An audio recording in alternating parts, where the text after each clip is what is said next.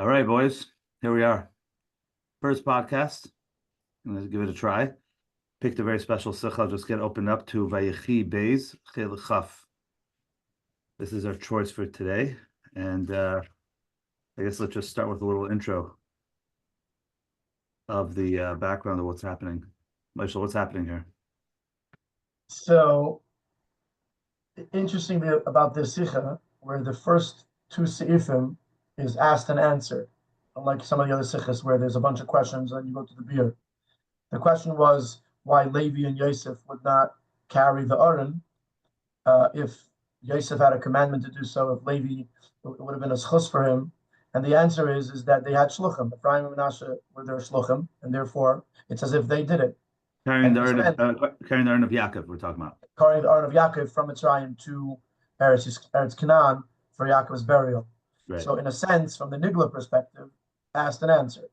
And then in Siv Gimel, the Rebbe begins the Pnimi Yisrael, which the way the Rebbe presents the question is what's the relationship between Manasseh and Ephraim and Levi? But I think that there's a much bigger question that the Rebbe is really trying to bring to us, and that is why the Pnimi Yisrael are Levi and Yosef not carrying the Aron, and how do Ephraim and Manasseh take their place? Like what is actually happening here? And the Rebbe ultimately explains that Yaakov's Aron represents Galus, represents the beginning of slavery in Mitzrayim. And Levi and Yosef, each in their own way, represent transcendence of Galus, being higher than Galus. And the two things are antithetical. Levi and Yosef representing being higher than Galus, and the Aron of Yaakov going to its burial, representing the beginning of Galus, the two can't mesh. If that's the case, then why do Ephraim and Manasseh take their place?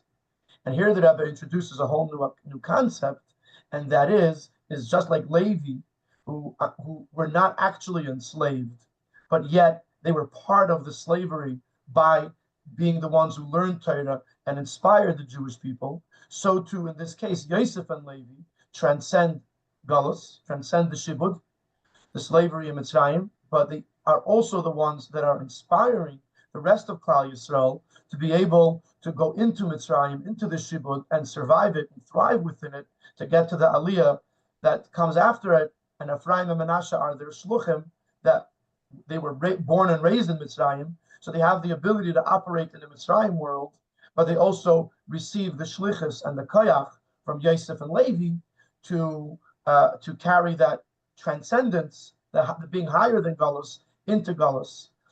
And that's why Ephraim and Manasseh are the shluchim of Yosef and Levi. They themselves can't do it, but Ephraim and Manasseh can do it for them because they're sort of a bridge between higher than Galus and in Galus. And until this point in the Sicha, Yosef and Levi are seen as one idea. And then at this point, the Rebbe separates Yosef and Levi into two separate ideas. Yosef transcending Galus in a way that he's in a space where there's no darkness at all, whereas Levi transcends Galus by being in the darkness and transforming the darkness into light. And then the Rebbe is going to use Ephraim and Manasseh to also be two separate approaches similar to Yosef and Levi. Yeah, that's a lot. That's a lot to unpack there. I guess to summarize that, just to take it, piece by piece. Yosef and Levi can't carry the Aron, even though technically they're commanded to do so. Yaakov really wanted them to do so, and they're supposed to be carrying the Aron out.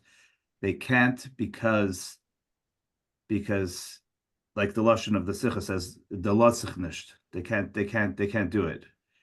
Now you went into the whole Pnimius and Yanim to talk about what that represents, because Yaakov's Aron leaving Mitzrayim. Yaakov's passing, and even furthermore, Yaakov's Aron leaving Mitzrayim is basically the setting in of Galus. That's really the bottom line here that's happening, and they just can't do it. They can't do it because also, like you said, that's not who they are. They represent the Galus high, standing higher than the Galus. So that's which is why the Rebbe questions in Oizvov, why do you even need shluchim? What's the point of them even having shluchim if it's not shaykh to them?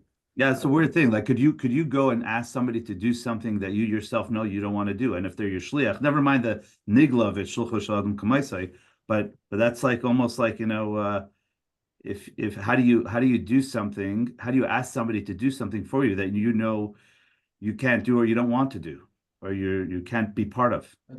So you jumped ahead.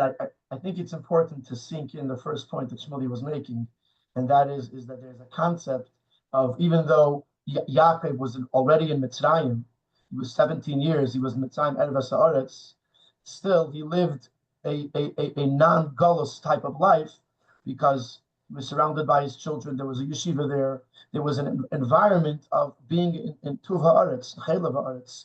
It was, and then comes a point in time where there's a histalkus, and there's an aron of Yaakov that's being taken away and being brought to a kavura, and this is a new shlav that now something is changing, something is happening now where the shibud, at least it didn't actually set in for another couple of years, but it's now possible to be in a world where galus and shibud actually can happen. Furthermore, that during the time of Yaakov, it was good for them. It was good. It was good. It was good. It's a, it was good. It was good times. And I mean, an interesting point that in Ha'ara 25 that I just got stuck on, which I think maybe we could analyze for a few minutes, and it doesn't really answer it, but like it says, even after Yaakov passed away, if it would have been buried or hidden, and held in Mitzrayim, I guess even temporarily, that would have also been a protection of sorts. So why Taka was it like that? Doesn't answer that. Because the shibud had to happen. The shibud is a necessary phase in this process, because there's a v'noichi alcha, there's an aliyah that comes, and we needed Yaakov Avinu to be taken out of Mitzrayim so that the shibud could begin, so that we can ultimately reach the geula that comes only after the shibud. Right, and Yosef and Levi really didn't want to have a hand in it. That's the bottom line here. I don't know if they didn't want to; they couldn't. They couldn't. Right. They have to allow the process to happen, and they're not able to make that process happen. Yosef and Levi do not allow galus to begin, to commence. And just a thought really quickly. I mean, it's just a shlichus thought because it's within the context of shlichus, and then maybe it's a little off the beaten path, but there's a concept of sometimes that something needs to be done and it could be the right thing to do, but because like you said, the process has to move forward, but you can't do it, and you can't be part of it. But even maybe through the behind the scenes, there might be something that you should be allowing or facilitating, because that's what needs to be done, but it can't be you. It can't be your involvement for some reason. I don't know if this is a good example, Shmuli, but we're coming off of Hey Tevis, and right in the beginning of the Hey Tevis story, Rabbi Krinsky went to court to get a temporary restraining order on the stardom that had been stolen, and he did so without telling anyone. And he was he related that he came back and he was worried that he might lose his job, and he came in and he told the Rebbe what he did. And ultimately, the Rebbe said to him, Moshe Rabbeinu had lieb gehabt alle Yidden, aber es hat gedarf sein a Pinchas. In other words, sometimes there's things that Moshe Rabbeinu can't do, and he needs Pinchas to do it for him. So there is a concept where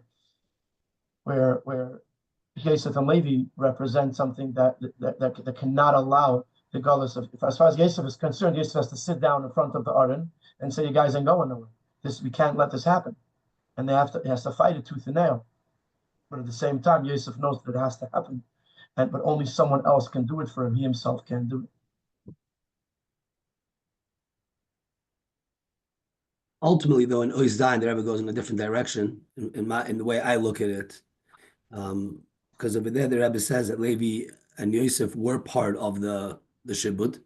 It's not that they were just sending shluchim because they weren't part. They couldn't do it themselves, but they had to be involved in the process. And to me at least, is some very practical, some very difficult things that Rebbe addresses that happens in people's lives, pain that people have to go through. First of all, as the Bekuvim von Shibud Mitzrayim is nicht chas v'shalom zu peinlichen Yidden. not to live on what you said earlier, that which is the iluvus kum der fund arois, that obviously the pain that someone goes through is not the actual pain. The Abish is not somebody who just enjoys putting people in pain, but the general idea that while again, I know we want to move on to the end more, but just to stop at this point for a second, is that while someone's going through a painful experience, and you can be in Levi and Yosef at that moment for them, and you're not, and we're not the Abish who decides who goes through, why someone has to go through a specific story and the other person doesn't. But we're in it together. Levi and Yosef are never removing themselves from the situation. Still sending shluchim. They're still part of it. Just as the Rebbe says, is given the malachas hashivud bepoil. Some people had to experience in reality. Und Shevi Levi hat sich bestattet gewesen durchgeben dem koyach sein g'moril chol b'nei Torah. And other Yidden have to give the strength. So when we're watching someone go through pain and watching, whatever it is, or any other Yid for that matter is going through pain, it's not one person going through it, another person not. We're all going through it together. Levi Yosef are there. Just their role is to be the inspired, to help them, to inspire them. I'd like to hear your thoughts on this. This is just, in other words, that it's not that they're separate, because they do need shluchim. They're part. We're all in it, everything together, all in the shibbut together. They're just for different roles to play in it. Well, the Rebbe talks about that. You said about the end, but the Rebbe talks about that at the end in a very interesting way, because the Rebbe brings up the shutfus. That's a partnership, and the Rebbe even says that the role of Levi is not just technically a Shevet Levi, but everybody has the ability to be Levi. And it almost feels like the Rebbe is saying is that when you're going into this partnership, the partnership being that there's a gullus experience, like you're saying, there's a painful experience, whether it's Am Yisrael is going through something, whether it's, Colorado, whatever, or someone's personal life, whatever something is going, however the situation presents itself, there's different elements of that partnership that have to take place. There's someone who needs to be under the grinder that really is taking the heat, the physical heat of the situation, and really in pain for what's going on. And that's one volunteer in this experience. And then another volunteer says, I'm going to be outside the pain and not let it take me over, and I'll be that shining light that you could give you inspiration, or sort of be there to throw you you can't have everybody jump in to catch the drowning person, because they're all going to drown. Someone's got to be there to throw the lifeline. So it's a structured partnership in how to carry through the painful experience. And it's not necessarily, at least what I understand, is it's not necessarily pre-designated of how it has to be. I know in Mitzrayim, which is the model of what we're looking at, there was a tribe that was in Goshen and so on. But in the practical application that the Rebbe is telling us about our life and how we take away from it, it seems like you could choose if you want to be the Shevet Levi, if you want to be the one of the light and inspiration, or is your role to take a little bit of a beating, and that's almost like a choice that we're making, which is pretty interesting. I don't know. Moshe, and if you can expand on that, I know you have. I'm throwing you off. I have a little bit of. Was it? I would love you to expand on what your role can be when you are a Yosef and a Levi to another person in that experience. In other words, or to Klal Yisrael, whatever the situation is, when you're Baruch Hashem in your moment in Golis, where you're not the person going under the Shibud B'Poyel, right? How do you either be a Yosef? Okay, so I have 2 points. First of all, we're mixing Yosef and Levi. In other words, in Siv Zion, the Rebbe is not talking about Yosef at all. He's talking about during the Shibud itself, Shevet Levi served. I think it's important because later in the Sicha, Yosef is going to take a little bit of a different role than Levi. Yosef is a person that doesn't really experience darkness. So even though he's in Mitzrayim and he's Yosef HaTzadik, so if we'll have time, we'll get back to that.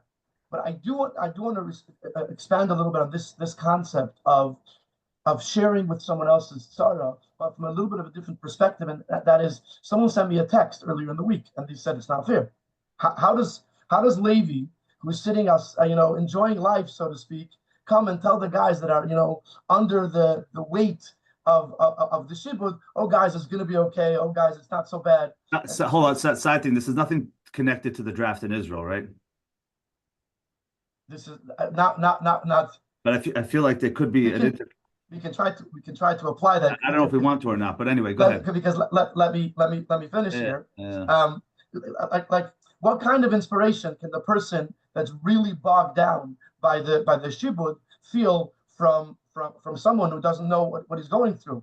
You know, if a friend is going through something and you don't really know you can't really understand what it means to experience. And so I wrote back one word. I wrote back Torah. So Torah. So they said, what do you mean?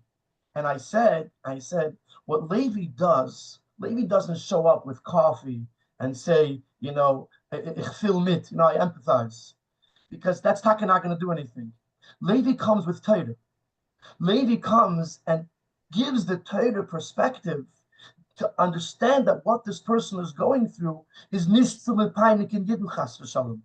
When another Yid is going through something and you're not going through the same thing, and you can't understand what they're going through, and you can't feel the same pain as them. So if you're going to come and say, "Oh, I'm sending positive vibes, my thoughts and prayers are with you," it's not going to accomplish something. But when you come to that person with the Torah that you're learning, and with the sympathy and empathy that Torah gives, and gives the perspective that Torah explains that what is actually happening right now is really connected with the chesed of Hashem. And it's just, we can't understand. You can't understand it. I can't understand it. But there is another layer here of reality that Torah gives us, and despite the fact that we're in Galus, and it makes no sense, but when we learn about it and we try to understand the Rebbe's perspective, or Torah's perspective, which is Ainu of what is actually happening right now, it gives us a whole new clarity to what's going on. And if we can share that with the other person with true Ahavas Yisrael and with true empathy, that can do something for the other person that nothing else can do, because we're helping them to have a different perspective, to have Torah's perspective. And ultimately, that's what the Rebbe is doing in the Sicha.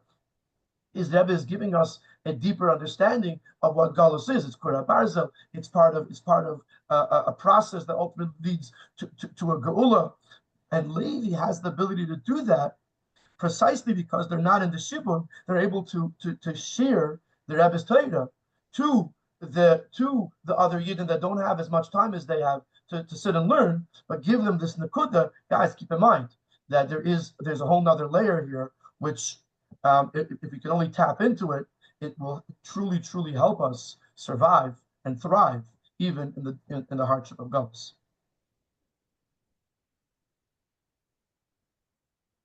Just very practically, as you were saying, that I was thinking about, you know, when you're going through something and people come to you with advice, you know, you can tell if someone just comes to you with an eitzah, then you're right. Your thought is like, you know, you'll right. The first thought, and Shmuli will agree, first thought is, you don't know what I'm going through. Like, you don't understand me.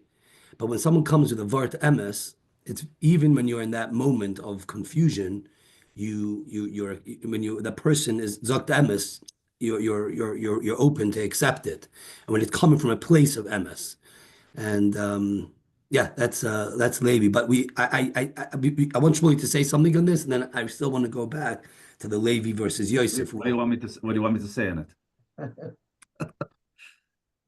You know, just about how do you deal?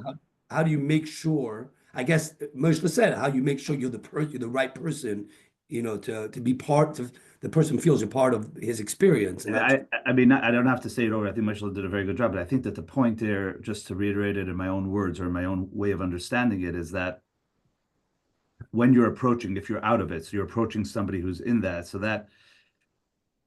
so you know, people ask themselves, you know, what are the words, or what should I say, or what coffee could I bring, or and not to discount that. I know you discounted it, but it has its value. And even in the effort of trying to help somebody going through the difficult times that they're going through. So those small actions, obviously, but what we're saying here is really a much deeper concept. It's really that in a dark place, it's even from a helping perspective. We've had these thoughts in our minds. What is the right approach? What's the right advice? There's so many different. There could be so many different convoluted, at least, especially a person who's being honest with themselves about a friend that's going through. What do I say? What do I do? What is the guidance that they need, and so on. And what the Rebbe is telling us here is that all that. I mean, not that it's not good, but all that is really maybe not your role right now, and a very, very valuable role for someone else who's going through a difficult time is a point of focus. And a point of focus you can't get on your own, because how do you know the answer to the question? What, you're Mr. Objective Truth? Like, the answer to that person's problems? Like, come on. So then what could you really bring to the table that's of real value? And ultimately, it's not something that you have of your own. You need to tap into Torah. And if you're bringing a word of Torah with you, you're bringing, which is really the theme of the Sicha here, where the Rebbe is trying to say that, there's a higher theme and there's a higher perspective. And if that's resonating with you and you're able to give that over, obviously, even in an abstract way, even something so those are words of truth. And you can't go wrong with that. You can't go wrong with that. And those are always going to be a shining light for someone who's in a difficult time. Yeah, it's difficult. You always reflect back on just using the Holocaust for a quick example. We always say you can never judge someone on their reaction to the Holocaust who's been through. It's easy for us to sit here and philosophize about how to react, but you can't. You can never judge someone who's gone through that experience. And that's true. And you can't judge, and you can't advise, and you can't tell anybody who's gone through. So what could you bring to the table? What could you do? What is your partnership in that story? So in a certain way, the message here is often we find messages to the person struggling and to the person, but here it's actually to the person who's helping. What is your role? How could you be a true helper? Where are you getting your anchor from? How do you know what you're saying? How do you know what you're saying is going to be helpful and not detrimental, and not put them into further gullus? So you look at Levi, and what was the role of Levi? The role of Levi was to learn Torah, Shevet Levi, right in Mitzrayim. And you need to have that. And when you have that, and I'll just say the obvious, maybe this is what you wanted me to say, Yisroel, but you need to learn Likutei Sichos. And when you have that, then it doesn't take the pain away, but it gives your head a space and a connection to a different area, So I know we said we're going to be a 20-minute podcast. We're overdone our time over here. So Moshe, if you can just go back to what we were sharing before about the difference between Menashe and Ephraim, Yosef and Levi. We spoke a lot about Levi. What's Yosef's role in this whole picture, and why do we need both? Well, it's important to note that this concept of Menashe and Ephraim is also a Chelek Tezvav. And over there, it's discussed much more at length.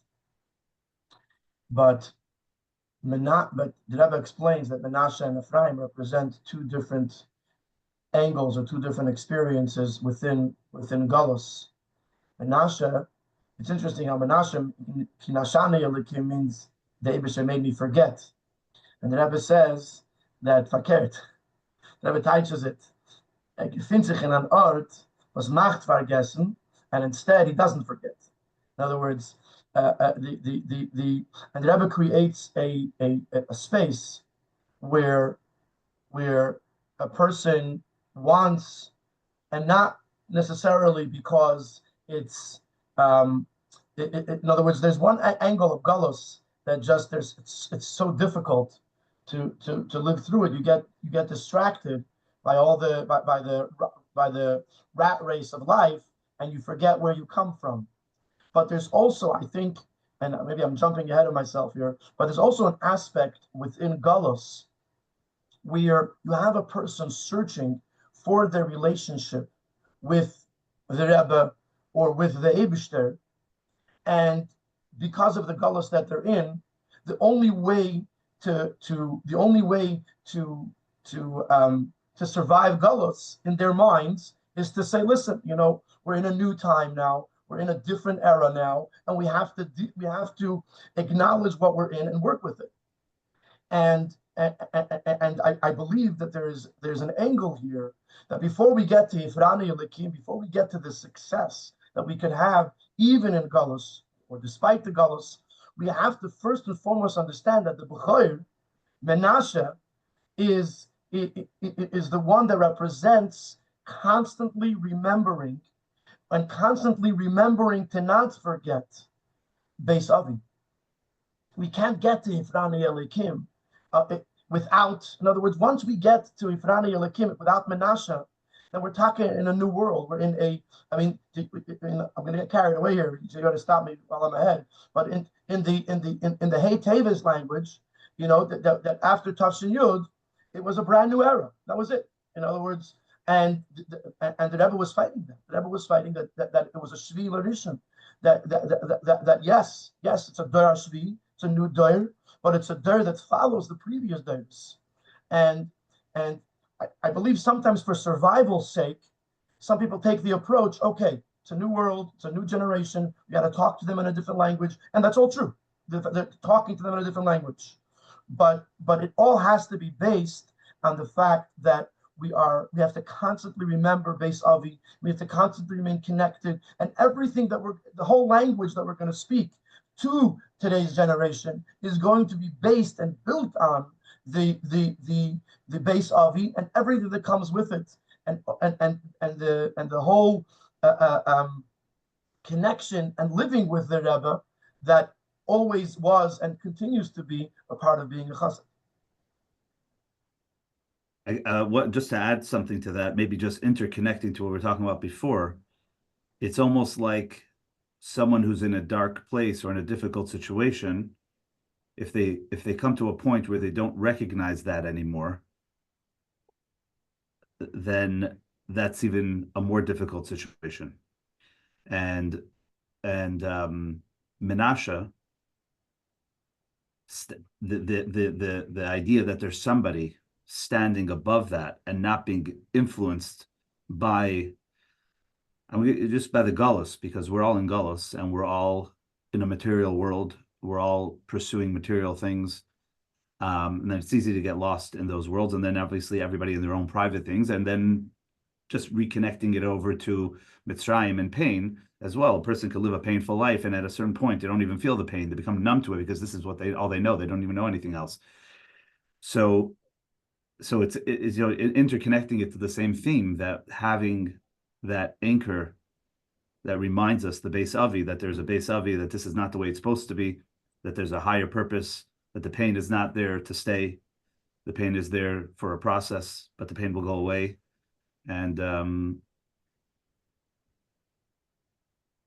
I guess it's all the same theme. The same theme is that us knowing or taking a role in knowing, either for ourselves, for our personal lives, for our friends, or having a Menashe and Ephraim in your own life, however you want to sort of break up the partnership, or between you and a friend and you and your family, or in Am Yisrael, or however it is, that there's there's an acknowledgement that the pain is pain, and not to get comfortable there that we forgot about it, and we're in Gullus, and we're just in Gullus, and this is the new reality, like you say, and hey, let's just check in, and we'll try and do some do some tikkun olam and do some good work from time to time.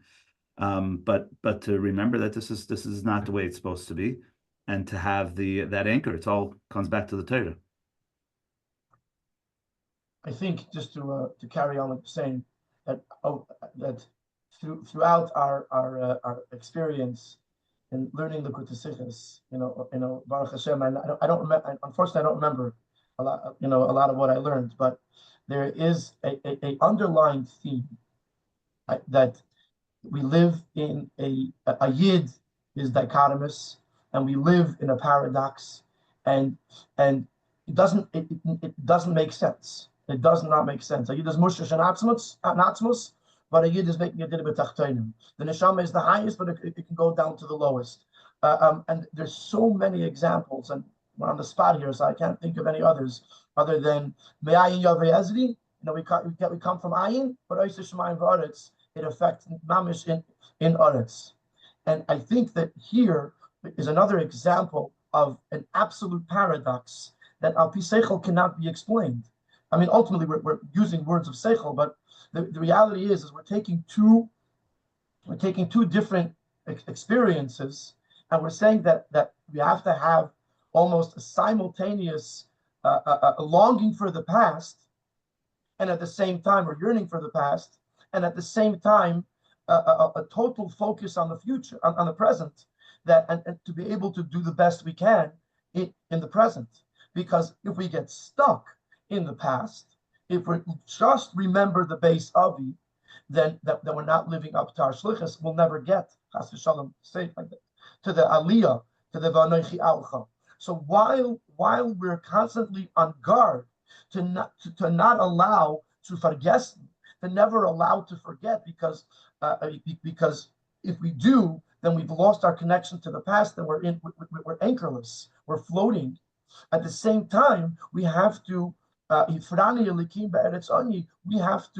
have to do what has to be done. We have to succeed and try to come up with new ways, even utilizing the darkness, utilizing the distance from the past, to be able to come up with new ways to reach the olam, or to reach the chayshech, and to transform it and elevate it and prepare it for the subsequent geula. So and the two things have to be operating at the same time. We have to nicht vergessen, and at the same time, you're going to say, how can you expect of me to talk today and to operate today as in the present, when I'm so lost, so to speak, in nicht vergessen? And you're right. Logically, it's probably very difficult. You could get lost there too. 100%, very 100%. It's almost just as much as it's easy to get lost in the pain. It's almost depends on the circumstance. You can Depends get who, and it depends for on who. It's defensive for Meret, but you can get lost in the base Avi as well. 100%. Yeah. And so you have to have this simultaneous operation where you're taking two things that are really contradictory to each other, and they have to complement each other. Yeah. Let's do this before we wrap up. This is our first time, but let's do this. Let's just do a quick takeaway. So I for me, Ois Yud is an incredible Ois, because until now we were talking about the role of Yosef and Levi being from the outside, Menashe and Ephraim being from the outside. And suddenly the Rebbe says, actually, that when you're going through something, you can be a Yosef and you can be a Levi. In the Rebbe's words, "Mishtelt sich weg hecher from Golis, und man wird in ganzen in Spal von den Nisyonis from Golis." And practically speaking, and if we're honest, we've all been through this. When you're in that space of Golis, you don't even have the energy to open up a sefer, to be a Levi, to be a Yosef. You don't have the ability to go fabreing, to believe that you yourself can get yourself out of this. And here the Rebbe says, ultimately, you have that ability. You don't even have to rely on anybody else. Du bist a Yosef, Yed is a Yosef, Yed is a Levi, which is an incredible thing. And ultimately, when we look at the Chassidim, who we grew up looking up to, the ones who went through what they went through in the previous generations, and somehow almost stayed afloat, it's because they were always connected to this is the koiches that they came out with, to be able to be the simcha, and to be able to to find the Ephraim, and even in a place of not to be hecher. So for me, that's the incredible belief the Rebbe has in us, to not just be there for others, but or somebody else, to actually have the ability to do it yourself. Wilhelm. Leishla, final thoughts? Oh, I'll be honest with you, is that when I learned the Seif Yud, and I saw that the Yosef Shehu Melech is Behoiva, and the Levi was in the Asid, I was a little bit disappointed, because I wanted the Levi to be even in the Hoiva.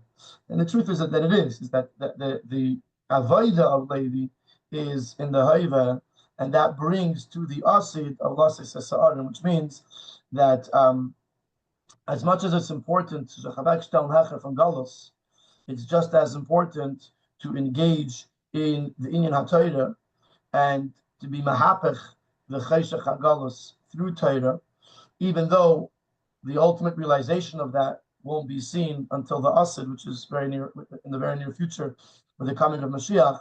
But the I guess to carry on the theme of what I was saying earlier is that Torah is also a dichotomous thing. It's on the one hand, it's Chachmas Yiritzena Shel HaKadosh Baruch Hu.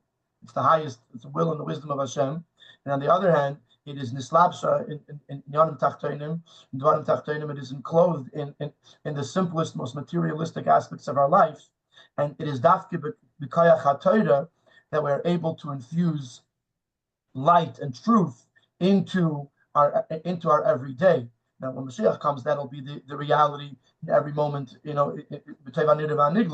But even in today's day and age, in the last Rega cut before Galus, when we learn Torah, it gives us the ability to get a glimpse into what it will be like when Mashiach comes, when then it'll be totally light, but at least now it shows us that even in the dark moments and even in the difficult moments, there is actually a light, not just at the end of the tunnel, but right where we are right now, there is a light there, which if we can only tap into it, we can live through it and bring it to the immediate Asid Lassis Asar into the Goula. I'll just finish up. I'll just finish up. Just sort of dittoing what Yisroel was saying. For a takeaway for me, is that just the practical thing, whether communal or whether Klal Yisrael or however you want to apply everything. But the bottom line is that you could have enslavement all around you or in you, and there's a very powerful empowerment to the individual, to us. To have all that going on around us, which could be very difficult, everybody in their own circumstance and whatever they may be going through, but there's a belief in humanity. The way, and the fact is, the way Hashem created a human being, all of us, that we have the power within us to step higher than it and be in control, not of it, but of ourselves within it, and to have a better life. So, and that's through Torah, and that's through Yosef, and that's through Levi, and so on. So it's just a very empowering message to everybody that whatever a person may be going through, or whatever their Mitzrayim may be, we have within us tools to live a better life. It doesn't, and better life is not talking about a material better life, but the mental, spiritual better life that we'll live will obviously also lead to a better material life, and everything's interconnected. So it's powerful stuff. Chaim. Chaim.